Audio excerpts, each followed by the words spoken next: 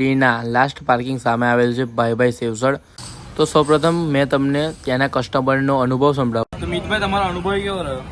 ભાઈ સેવસર એક નંબર છે, અહીંયા ક્વોલિટી પણ સારી છે અને જોરદાર સેવસર મળે।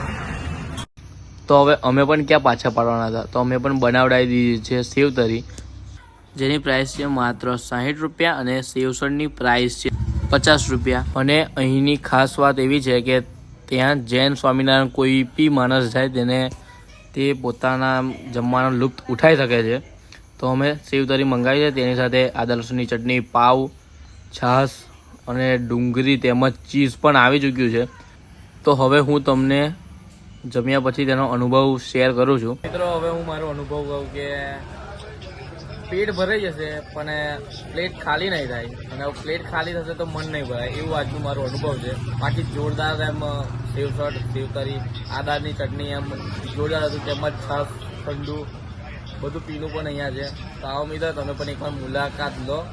અને ત્યાં સુધી જય માતાજી, તો મળીએ નેક્સ્ટ વ્લોગ।